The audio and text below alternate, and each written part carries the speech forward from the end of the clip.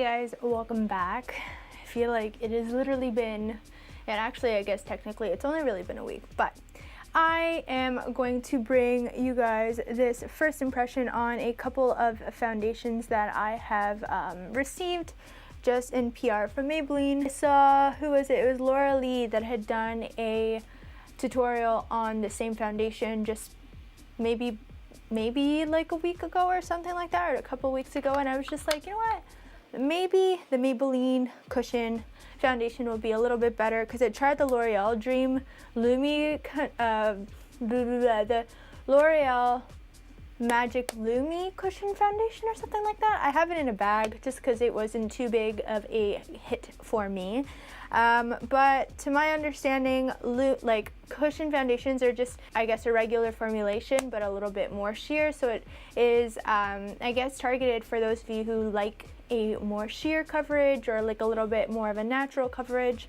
For the past couple, I think it's been probably about a month now, I broke out in the worst hives. I'm just gonna insert some of the pictures over here. I was kind of like skeptical about whether I wanted to post the pictures or not, but I was just like, you know what, fuck it, it's just makeup. It's just, you know, you guys see me put on and take off my makeup all the time, and if there was anything that I wanted more, was for you guys to be able to relate to me a little bit more. I've been extremely grateful and extremely lucky with the skin type that I've had to deal with.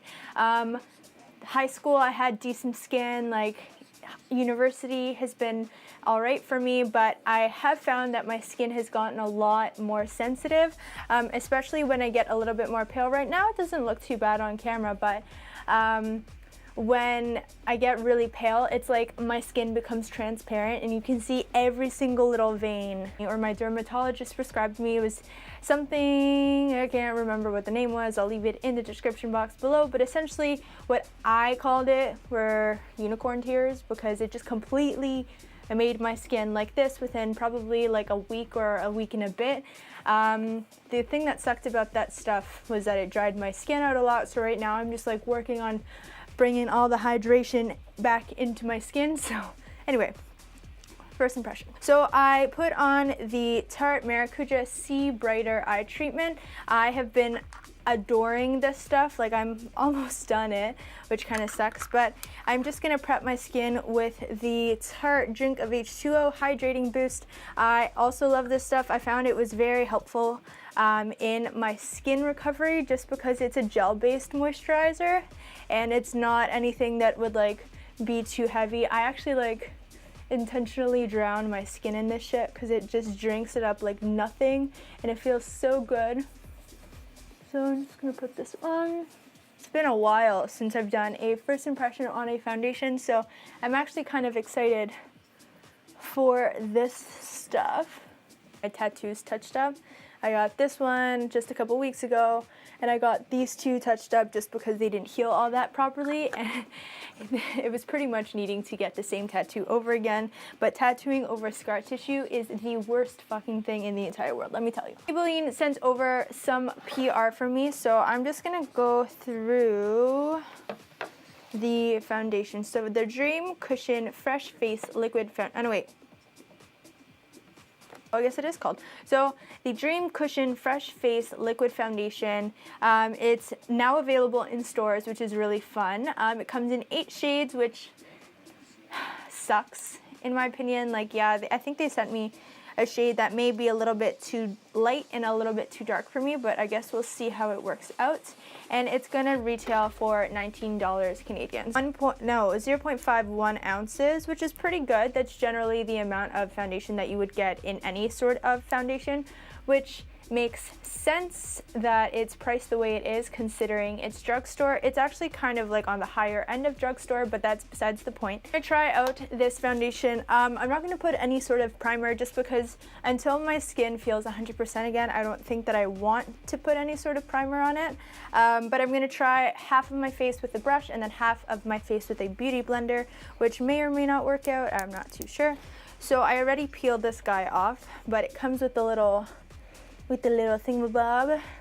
and then it's good because it opens up and then it reveals the actual cushion of the foundation. So that's all the product there. Essentially what you're supposed to do with it is you just like dip whatever brush or beauty blender you want into it, and then you just start working the product on your face. So I don't know what color is going to be my color. Let's see. It's a little, actually, maybe, no, that's going to be too red.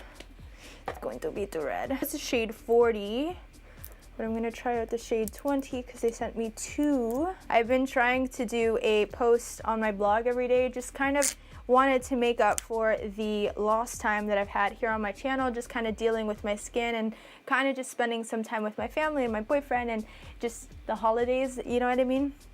But I talked about how Maybelline foundations generally never match me, ever. I don't even know if you can see that. So one is too pink, one is too yellow. I mean, the yellow one probably works out a little bit better for me, so I'm gonna go with it, even though it's a little bit too light. But for me, I don't really care too much about the color of the foundation, just as long as the tone is decent, I guess. So I'm going to apply one half of my face with the Sigma Bake Kabuki F89 brush. This came in their like highlighting and strobing collection, so I'm just like plopping this in here, and I'm just gonna start like, oh, so light. It's okay, actually, like, it matches my skin tone pretty well. It's just one of those things where I kind of hope that it oxidizes. Does that look crazy? I don't know. So right from the get-go, I feel like I'm gonna get a better application with this, with a beauty blender, just because it doesn't, I feel like it kind of just sits on my skin. I mean, it doesn't seep into my pores, which is nice, but I don't think that it's doing anything all that exciting.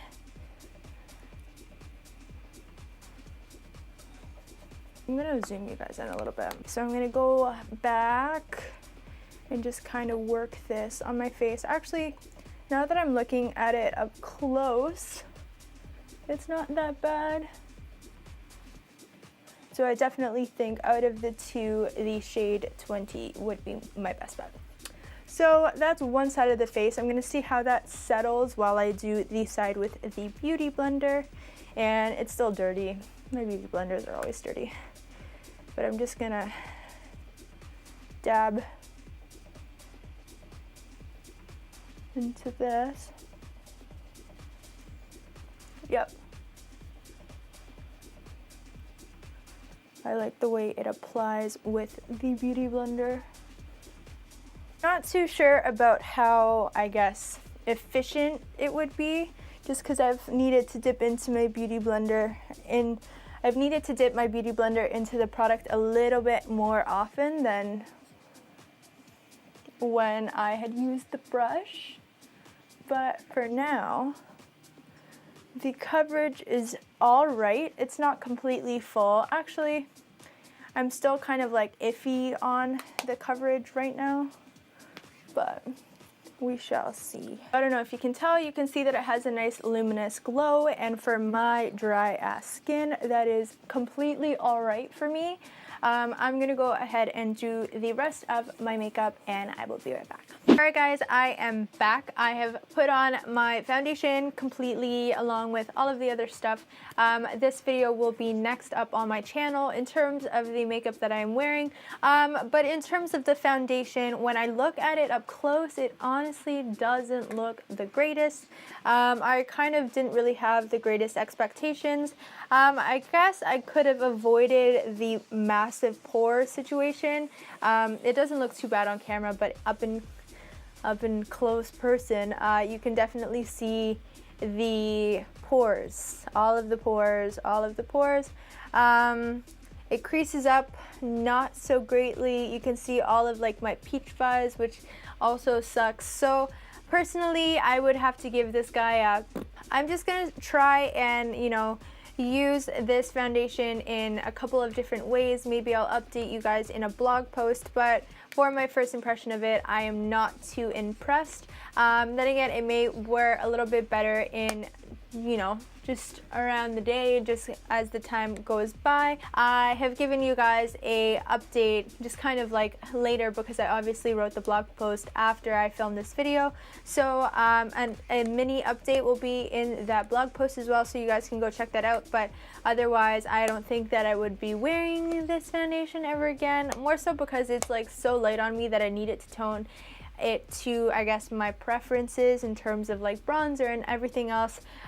Makeup sits decently on top of it.